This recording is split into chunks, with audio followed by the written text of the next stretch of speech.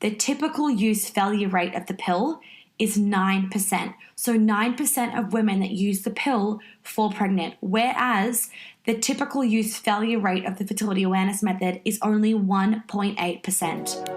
Hello and welcome to the Feminine as Fuck podcast. I'm your host, Monica Yates, a period and women's life coach, where I help women to harness the power of their period and connect back to their true superpowers.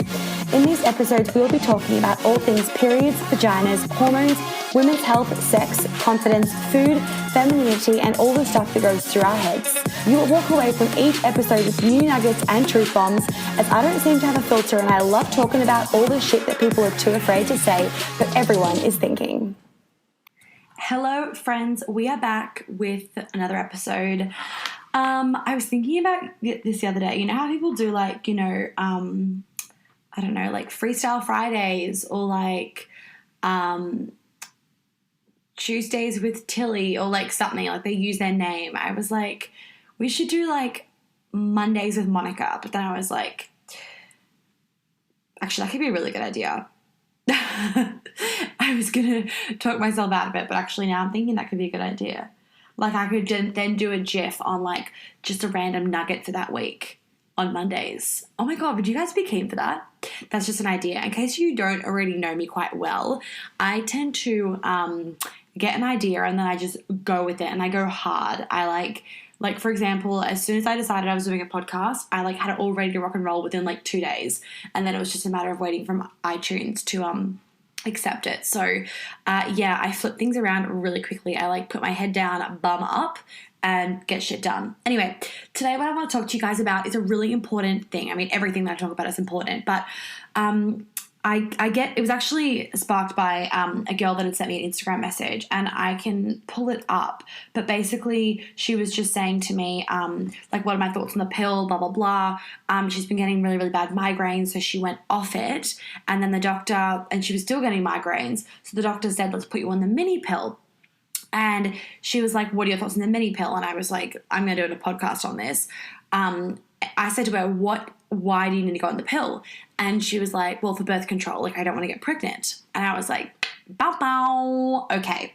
And I was going to leave this to maybe like a little bit later because I have a long ass list of things I want to discuss. And I feel like I should be releasing 2 podcasts a week because I have that much that I need to talk to you guys about. And I feel like you need to have known it yesterday and we cannot be waiting for a podcast to come out each week, although that would be really nice and I could then pace myself. I just don't even know if that's even a possibility. Anyway, so today what I'm going to talk about is non-hormonal birth control. Yes, there is a form of non-hormonal birth control, and it's besides condoms, because that is also a form of non-hormonal birth control in case any of you did not know that. But I also know that a lot of us, we say, yeah, condoms, but we're also like, yeah, they fucking are annoying. They totally ruin the mood. Guys don't like them as well. We don't like them as well. It's just not as good as having like the usual sex. Let's just be frank here. So yes, I'm going to say safe sex always, especially with like, obviously with like a new partner and stuff.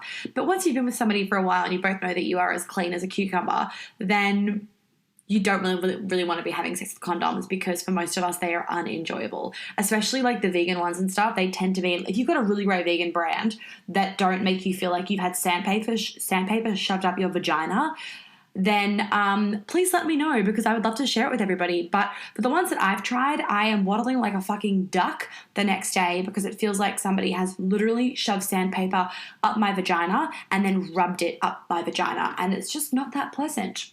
So yeah. Anyway, so what I'm going to be talking about today is the fertility awareness method. And the fertility awareness method is basically, in a nutshell, knowing when your fertile phase is in your cycle and then avoiding having sex in that phase, or using a barrier method like a condom, or if you want to fall pregnant, then having double as much sex during that phase. So really, it's just about knowing when you're fertile because you base your sex calendar around that time. So fertility awareness method, also called FAM, F-A-M, which you might have seen around it. So firstly, avoiding pregnancy is not as difficult as we have had it made out to be. I don't know about you, but when I was in like school and it was sex ed, it was basically like if you look at a boy, you will fall pregnant, or if a boy looks at you. they really place a lot of fear in our minds. They don't paint the picture of, oh, how beautiful it is to be a woman and how blessed we are and how much we should cherish our fertility and our reproductive system, and this is how it works. Do not worry, ladies, you can't fall pregnant at any time of your cycle. This is how you know when you're fertile. No, it's not that. It is like, beware, safe sex, you can fall pregnant at any time. And movies have a big role to play in this as well, Mean Girls being one of them. Total side note with movies, I did mention the show You in a couple episodes before this one. And look, it is a good show. I won't deny that. Like, it's got a good storyline. It's addictive. Yeah. All that jazz, hot people in it, good sex scenes, the stuff we love. But, it really adds to this whole problem we have in society right now, where women have this picture of men always being the bad guy, and not even like a bad guy in like a sexy, I like bad boy way, like bad guy as in they're always going to use and abuse. We always need to be careful about who we're going on dates with because we could get kidnapped and murdered. Like, the chance of that happening is so slim. Also, listen to your intuition. But they really paint it in this light that make us really scared towards men. And even I, who I'm very aware of this stuff. And even me, I had to really catch myself after that show, then being like, I started catching myself being a little bit worried about guys all the time and just a little bit creeped out. And I was like, whoa, where the fuck has this come from? And it's come from the fucking show. So please just be wary about that stuff, because we have been conditioned by cultural conditioning and by our society. And that's what is also programming our subconscious. So I want you to also just be careful of that sort of stuff and what information, quote unquote information, you're getting from like TV shows and movies, because you need to filter that shit out. Okay, so avoiding pregnancy is a lot easier than we've actually been made out than it seems. Basically, what this is understanding that a woman is only fertile 6 days in her menstrual cycle. Actually, technically, bottom line is you need to have an egg, right? You need to have an egg in order for you to fall pregnant. If there's no egg there, well, there's nothing to be implanted. So you can't fucking have a baby. So you actually only have an egg for about 24 hours. Sometimes, very, very rarely, you can ovulate twice in a cycle. So I'll put that out there that, yes, of course, you can ovulate twice in a cycle. Yes, for some women, their egg could last a little bit longer than 24 hours. But generally speaking, your egg lasts for 24 hours, okay? Now, the reason why we say you're fertile for 6 days of your cycle is because, that was the interesting word, is because you should count your quote-unquote fertile days as the 6 days leading up to your day of ovulation, because that is how long sperm can actually live inside of you. Now, your cervical fluid and the environment in your uterus, if you have a good, healthy environment, which you should, and I hope you do, that is going to help the sperm live for longer. Okay, so, and don't go then thinking, oh, well, let's be unhealthy and then it will be less likely that I fall pregnant, because there's also this catch-22 of that if your immune system is overactive, because when every time an egg is implanted, it's a quote-unquote foreign object. So it's something a little bit foreign. It's this new set of cells. So your immune system can actually attack it. So really, really healthy women can struggle to get pregnant. And that's why a lot of like drug dealers and really unhealthy people can actually get pregnant quite easily, because their immune system is a bit suppressed. So don't think that being unhealthy is the way to go. It's not necessarily the way to go at all.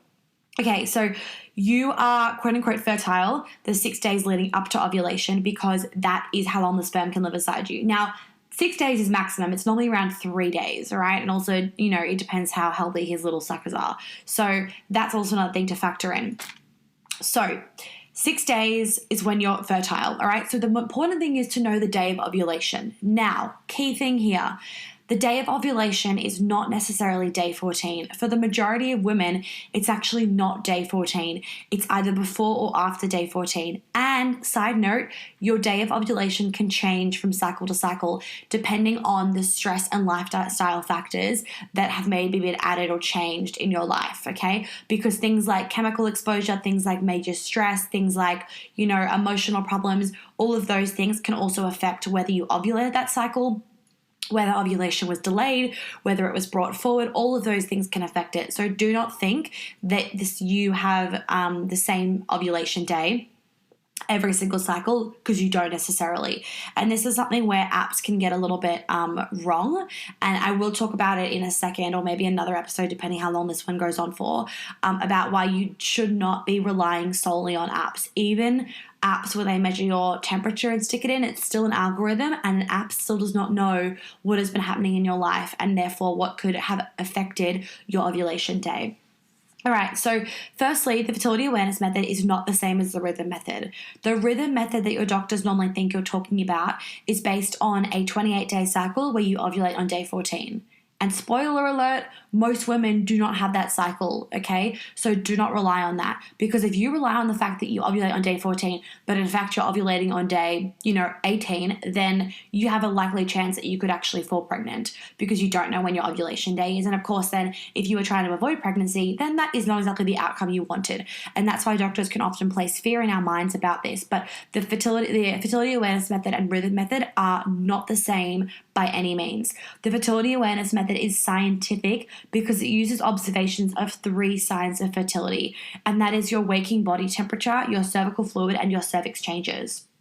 Okay, so the other thing is, if your doctor, says that you aren't smart enough to use fertility awareness method, or that it's silly because, basically you're not smart enough to know your own body, I'm just here to say that you are. You absolutely are. Your body does not lie. An app can lie.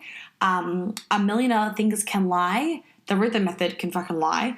But your body is going to tell you what's going on. And if you know how to look at it and you know how to actually read its signs and symptoms, you should not fuck it up.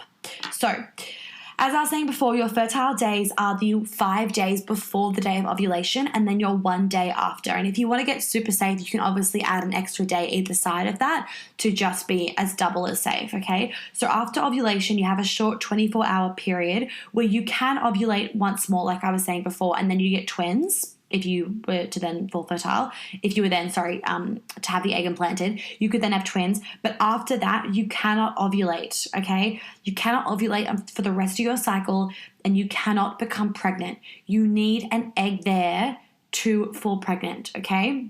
So, when done correctly, the fertility awareness method can be as effective as the pill. So, I want to explain just some of the stats. So, the fertility awareness method, if you use it perfectly, the failure rate is only 0.6%. Whereas when you use the pill perfectly, the failure rate is 0.3. So, it's got a very minute difference. The fertility awareness method, the perfect use failure rate is 0.6%, whereas the pill's perfect use failure rate is 0.3%. So basically what it's saying is that 0.6% of women using the fertility awareness method perfectly can fall pregnant, and women that use the pill perfectly, 0.3% of them will fall pregnant. Very, very minute difference. But this is the key thing. Nobody does anything perfectly. Fertility awareness method maybe more so because you're actually being really diligent about it, but the pill, if you are out late at night, if you are drinking, if you are traveling, if you are on any course of antibiotics, if you are sick, if you skip a pill here or there, if you don't take your pill at the exact same time every day, guess what?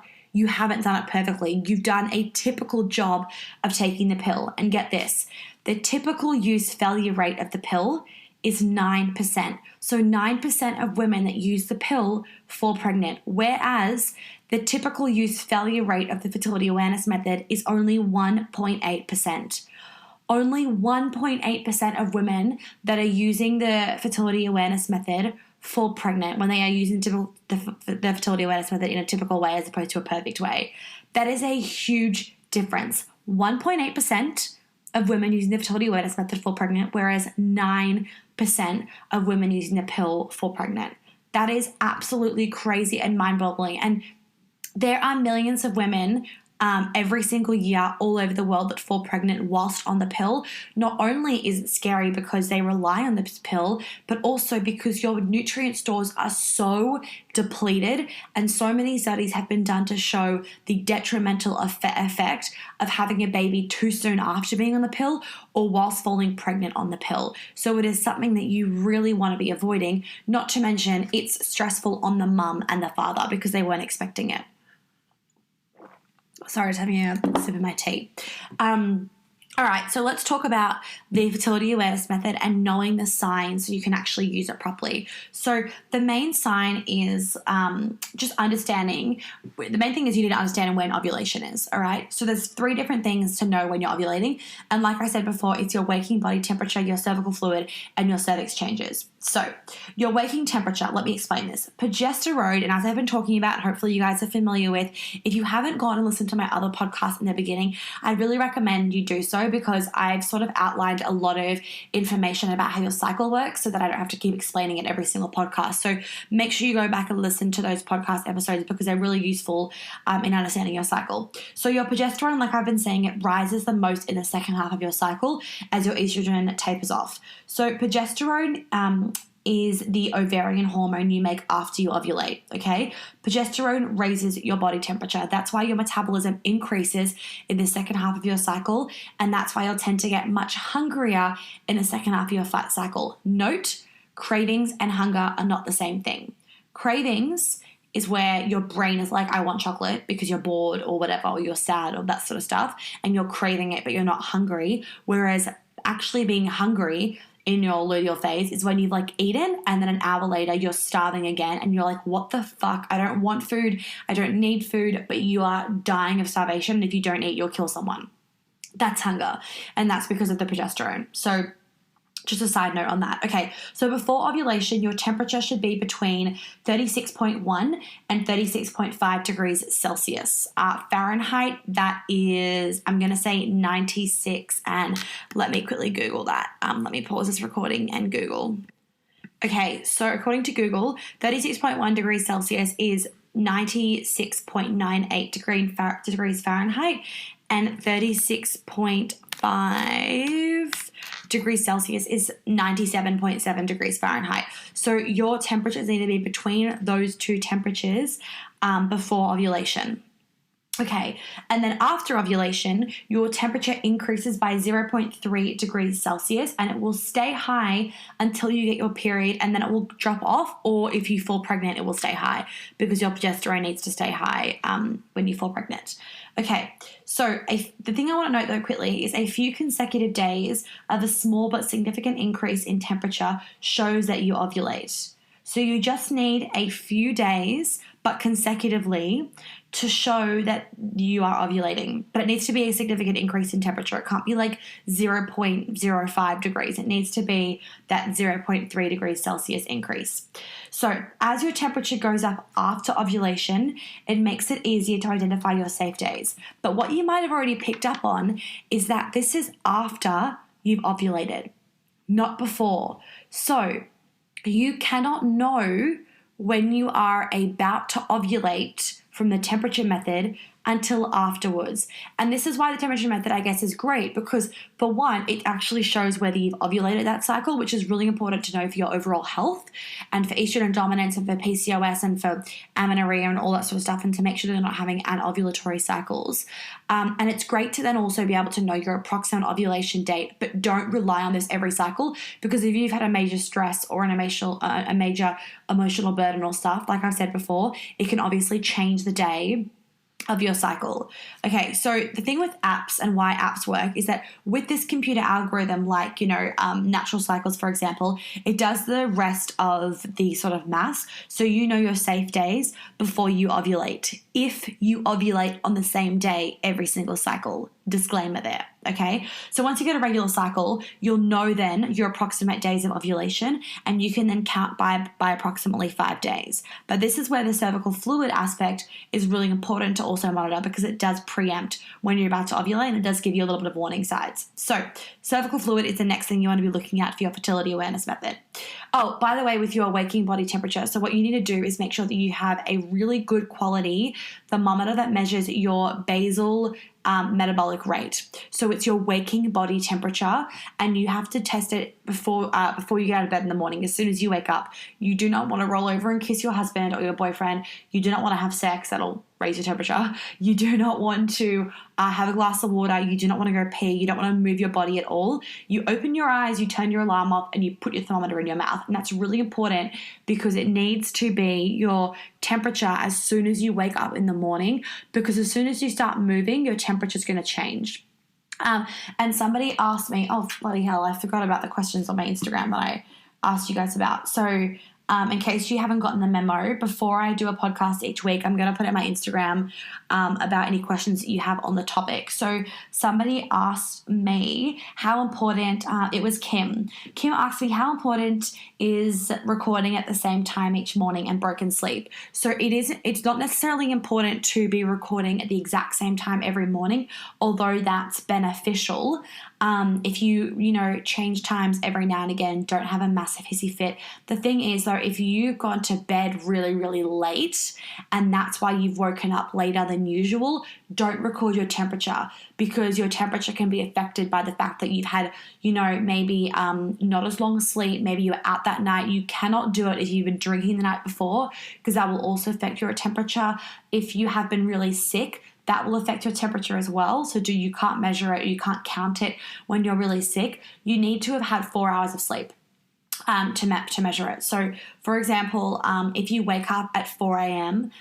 To go to the bathroom and then you wake up again at 6 a.m., you can't count it, because you haven't had 4 consecutive hours of sleep. So, and if you're waking up a lot in the night, that's a whole other thing we need to address.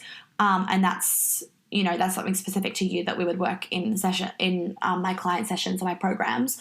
Oh, just going to get a sip of tea again. 1 second. But it's really important that you do have that 4 hours of consecutive sleep, Kim, before you measure your temperature. So if you have gone to pee in the middle of the night or at 4 a.m., don't then measure it at 6 a.m. You need to have that 4 hours of consecutive sleep. Okay, let me see what other questions that I had to see if I should answer any of them now.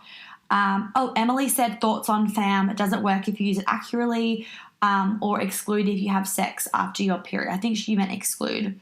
Or EX. I don't know what that means. Okay, let's just say, so thoughts on FAM doesn't work. It doesn't work if you use it accurately. Like you would have heard the stats at the beginning that I was saying, Emily. Yes, it does work. It does work accurately. And Emily, this was Emily Pitter, was who wrote this on my Instagram. Yes, it does work accurately, more accurately than the pill if you do it properly. So if you do all these things properly and you make sure that you do them for about, I'd say 3 months before you solely rely on it, that gives you a good enough chance to actually understand your cycle and understand your body and your signs so that you actually can know when you're ovulating. Okie dokie. Now, the only reason why you could get pregnant, I'll quickly answer this, but not in great detail. The only reason you could get pregnant if you had sex on your period is if you ovulated like straight away after your period. And let's say you had sex on the last day of your period and you ovulated 5 days later, then you obviously could fall pregnant because the sperm can live inside of you. But typically for most women, and this is where knowing your day of ovulation is really important, you're not going to be ovulating 5 days after your period, and you can't ovulate and have your period at the same time. It needs to have been that the sperm has lived inside of you since you had sex with your period to the day of ovulation. That's how that would work. So if you have a really, really, really early ovulation, that's where you may not be able to have sex on your period, and that's where your own bioindividuality is really important and understanding your own cycle.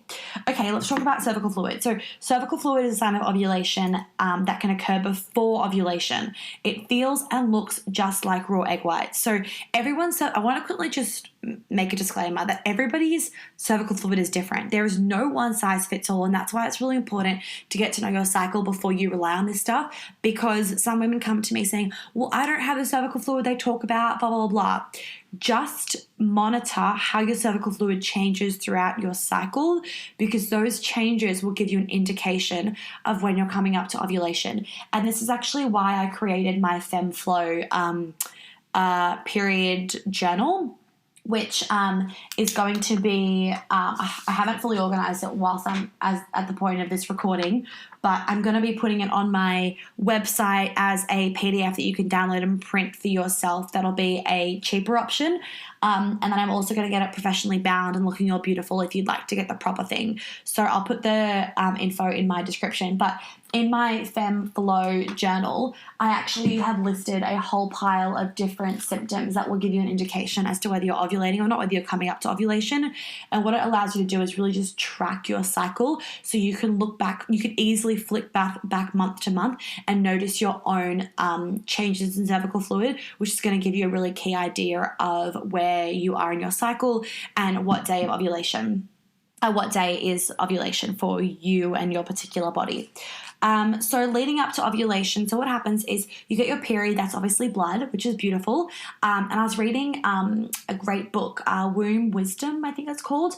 And she was talking about how with her partner, she was bleeding one time or something, and he looked down and he was like, no, I love it. It's like your blood's the shape of a heart, because it was between her thighs, and so it looked like a heart. And I was like, it actually gave me chills. I was like, that is so effing beautiful.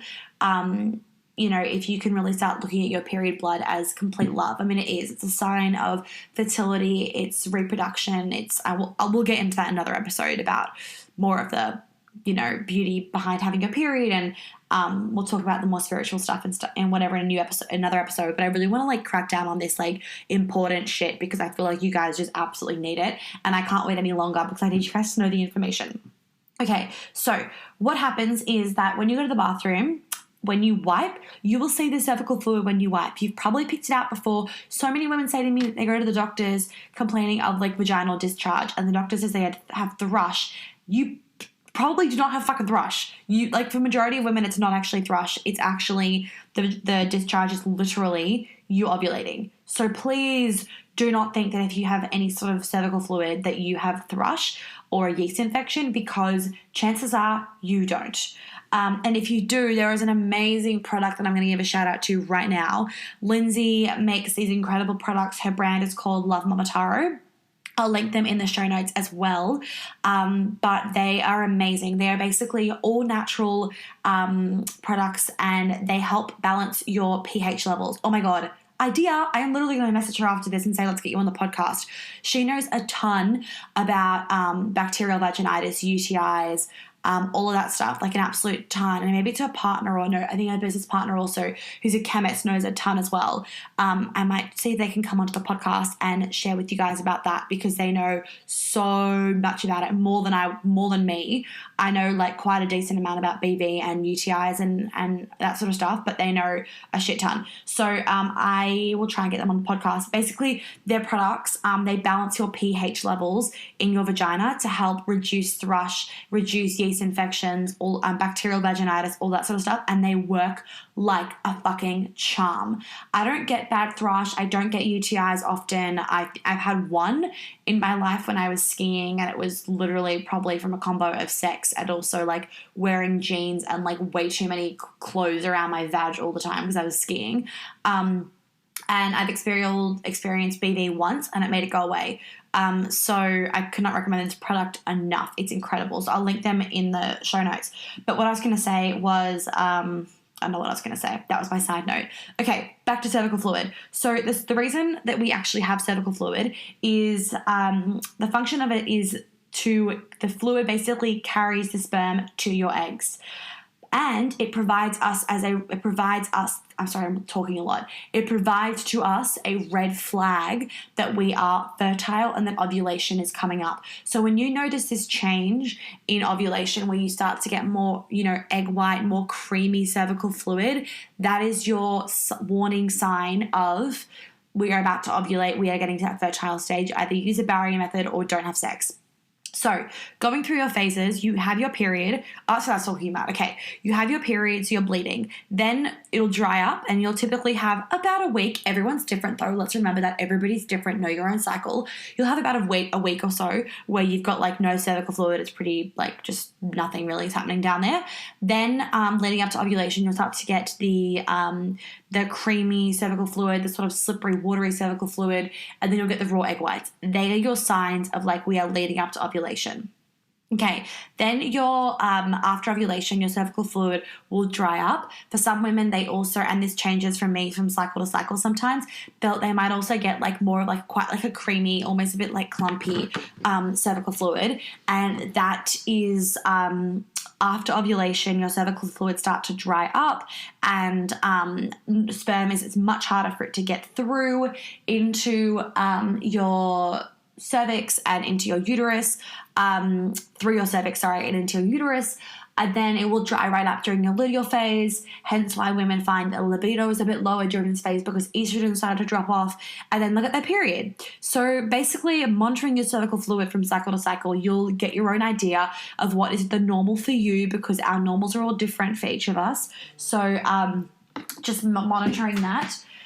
And that's basically your cervical fluid. So knowing those changes. All right. So the thing is, though, I do want to mention is that if you have estrogen dominance, you can see cervical fluid at any time that you have estrogen dominance. And this is even if you have too much estrogen compared to progesterone, you can still see fluid at any time.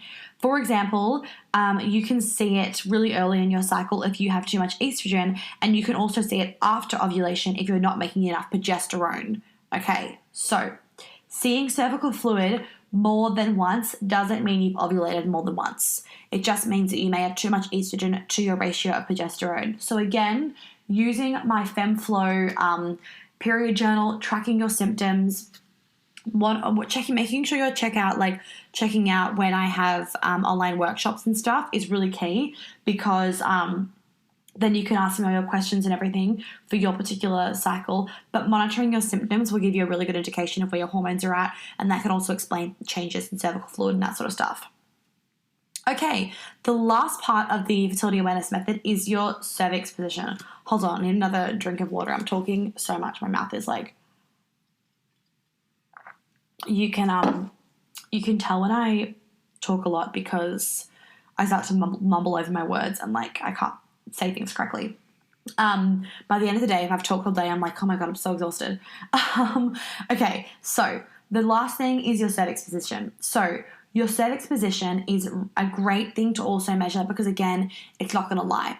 Your cervix changes throughout your cycle because as you are getting fertile, it obviously wants the sperm to come up and go into your uterus so that you can fall pregnant. So when that happens, your cervix is going to oh, that was a really good mumble of words. It's going to get lower, it's going to get softer, and that makes it easier for the sperm to pass through into your uterus, okay? So the softness and the position of your cervix are the final signs of ovulation. Remember that your cervix is the bottom point of your uterus. It's where the opening is and where the menstrual blood comes out. There is an amazing... when this podcast comes out, I'm going to post something on Instagram about a picture, this drawing that I saw about where your cervix is and how far up it is. And you can feel it with your finger. So I'll post it on my Instagram. So if you haven't seen that, go over to my Instagram now and you'll be able to see it because it was a really good, it showed really, really well where your cervix is. Okay. So the cervix is where the menstrual blood comes out, and it is about 1 finger length inside your vagina. But it changes, the depth of it changes throughout your cycle, okay? So it has a surprisingly hard texture during some parts of the cycle, and in the days before ovulation, your cervix will be a bit higher and a bit softer. All right, so noticing those changes is also really important. And in my FemFlow journal, I've got a spot where you can chart that so you can also see your own changes throughout your cycle in terms of the texture and how deep your cervix is in terms of how far up your finger has to go in order to fill your cervix. Something else that you can be using with the fertility awareness method, but that is not something that you want to be relying on, is ovulation test strips. So you've got a luteinizing hormone surge or peak, which is another sign of ovulation. What it is it's a surge in the luteinizing hormone, which you can detect by a test strip where you basically just pee on it. So it's a urine test strip. So you start by testing at least 8 days of your cycle, and when you see a positive LH test, it usually means that you will ovulate within the next 36 to 40 hours. So for some women, this can be a good sort of another way to see, am I ovulating? But they're not always accurate. So you can't rely on that, okay? And the luteinizing hormone, for anybody that doesn't know, luteinizing hormone is the pituitary hormone in the brain that tells your ovaries to release an egg, basically for ovulation, okay? But don't use, like I've said, don't use the luteinizing hormone ovulation test strips as a part of the fertility awareness method solely, because once you detect the LH surge, it may be too late if you've already had sex, and but it is helpful for the following cycles. So that's something that you may want to start doing, depending on, maybe depending on whether you really want to have a baby and like how anal you want to be about the whole situation. But I will talk I will do another episode just talking about how to improve ovulation and how to boost that chance of falling pregnant if that is your goal. Okay. All right. So let me go through some of the other questions that you ladies had. Why are doctors and this was from the Hunter Mum, why are doctors so quick to go on the pill to regulate your ovulation? So basically, why do doctors prescribe the pill so quickly to regulate your ovulation? Firstly, I'm not going to go on a rant about doctors, but what I do want to say is that they're not trained to talk about like except for like some special doctors and some people that have done that are more like functional doctors, but general GPs and even gynos and stuff, they aren't in uni. They're not taught about like, oh, estrogen dominance, have some turmeric. They are literally, when a woman comes to them with period problems, they are taught what is the best form of hormonal contraception to put you on for the results that you want or to make these problems go away. It is not a preventative.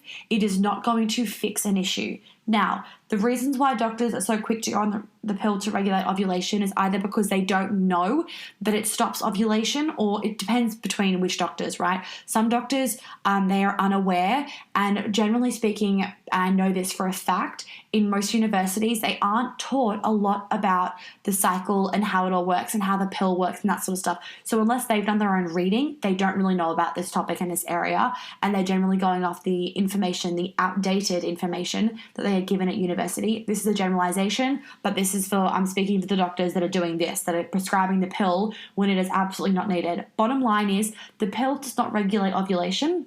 I'm going to do another episode about the pill. The pill does not regulate ovulation. It does not regulate your cycle at all. It flatlines your hormones, and it basically stops your brain from talking to your ovaries. It's scary. It fully overrides that connection, and it stops your brain from telling your ovaries and vice versa what to do. So you do not ovulate on the pill at all, and it is not something that you want to be going on to regulate ovulation. If you are not ovulating, it is a much deeper issue, and the pill or any other hormonal birth control or hormones is not necessarily going to fix it at all, okay? Because there is a root problem going on within your brain that we need to fix. It's something going on with the brain to ovary communication pathway that's not happening as it should. Some other questions that aren't related to this, which I will answer in other ones. Somebody also asks, is this method only effective if you have regular periods? Well, it's more effective if you have regular ovulation. So this is where you need to understand your own cycle. If you are not having a regular cycle, then that is not okay. That is something that needs to be looked at and something that needs to be fixed, because you should have a regular cycle anywhere between like 27 to 35 days. If your regular cycle is every single time, 35 days, that's great. It does not necessarily need to be 28 days, right? That's something that, again, we've been brainwashed to believe. If your normal is 35 days, that's great for you. Go with that. If you are having irregular cycles, there is a root problem going on that needs to be addressed, and that's where doing one of my period problems programs, coming to a workshop, booking in with me for a session, that sort of stuff, that is what you need to be doing in order to regulate your cycle. It is not a ginormous, lifelong issue if you address it, because I can guarantee you that you'll give me all of the information and I'll be able to pinpoint exactly what the problem is and where to go from with that. So make sure that you check out my online programs about turning off your period problems program. I'm going to also put together something for coming off birth control and also for getting your period back and making it regular and stuff. So make sure you keep an eye out for them if you're not already in one of them. Somebody said, what is it? So I've already covered what the fertility awareness method is, and there's a few other questions that I will answer in another podcast because they're not related to this one. and all the other questions I have answered. Beautiful ladies. So I hope that you've learned a pile about the fertility awareness method. If you have any questions, please, of course, DM me on Instagram or send me an email, hello@monicayates.com.au, and we will get back to you as soon as we can. And yeah, all the questions that you send in are really great, because I think what I'll start doing is actually a little bit of a Q&A episode where I can just answer some of the questions that I'm getting throughout the week so that you guys can get them answered, because it's a lot easier for me to answer them than reply via email or DM, because I'm not much of a typer. I prefer to talk. Actually, I might even be just doing questions generally on my Instagram stories. So keep a lookout for any of them. If you've got any basic questions, throw me them on Instagram or whatever tickles your fancy. I hope this helps you ladies understand a bit more about fertility awareness method. Again, please don't be afraid of it. Please understand that you are only fertile when you have an egg there.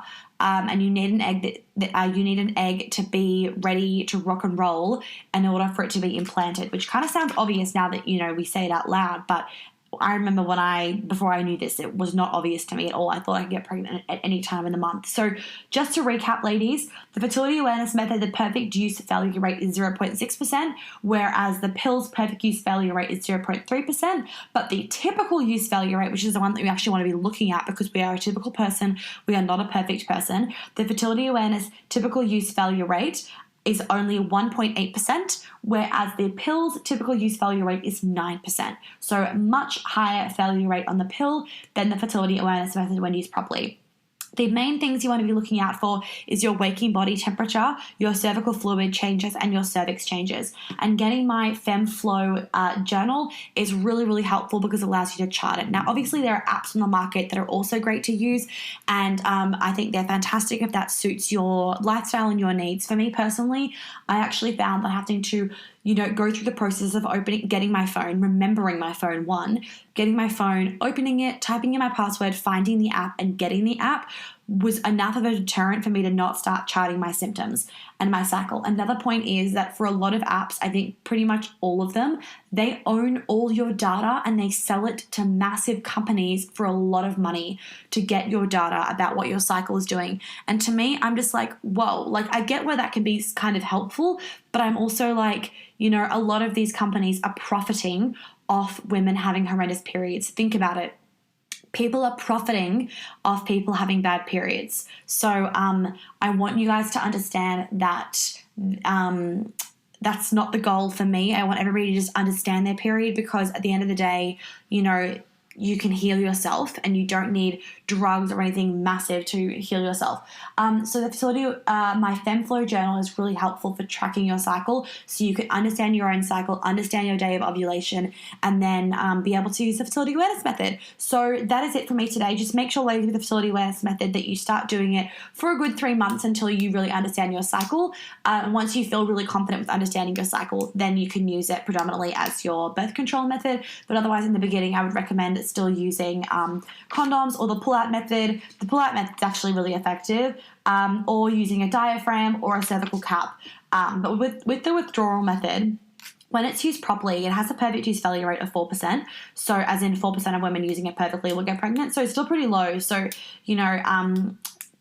that's also another option for you to be using when you're ovulating if you're not being too pedantic about it. I wouldn't rely on it, and I wouldn't rely on it if you're having sex multiple times in a row. You want to make sure that if you have sex multiple times in a row, your partner pees in between, just to make sure that any leftover sperm is washed out, and so you're all hunky-dory to keep going at it. Cool. Well, that is basically the non-hormonal contraception method called fertility awareness method. Was that, I said that right? Non-hormonal contraceptive method, the fertility awareness method. Yes, I did say that correctly. If you have any questions, please send them through to me. Otherwise, have an amazing day, and I will see you very soon. Oh, and just quickly side note, I know that I keep jumping between podcast ideas and how to give you guys the info. Do I do Mondays with Monica? Do I do Q&As? Do I do Q&As on my Instagram story? I just like to bounce ideas out loud in the open. If you have a particular preference, I would love for you to send me an email or DM me, because I have a really hard trouble. I've got a lot of I just can't decide on what the fuck to do. So if somebody can decide for me, that'd be really effing helpful. And this is why I love it when guys take control on dates and stuff, and when I don't have to pick shit, because I'm so bad at picking shit. I'm so bad. I don't like deciding. It stresses me out. Anyway, that is enough talking from me today. I hope you guys learnt a ton. I'm going to go off and it's 1:11 p.m. I love seeing angel numbers. I should do a podcast episode on angel numbers, shouldn't I? There we go, another bloody idea. Keep emailing me your ideas, guys, or keep telling me if that's a good idea that I mentioned on my podcast. Anyway, have an amazing day. I will talk to you later. That's it from me. Bye. Well, thank you again for tuning in and listening to my podcast. I hope that you got lots of nuggets out of today's show. Please, I would be really grateful if you could leave me a review so that more women can find the podcast and therefore I can help more women understand their period and fix their period problems. Because after all, it's a much nicer life to live when we actually love our cycle, because we do have to keep up with it every single month. Also, if you have any friends or loved ones that you think will enjoy my podcast, I'd be super grateful if you could send it to them as well, just to share the love. And that's it for now, so I will catch you on the flip side. Have an amazing day or night wherever you are.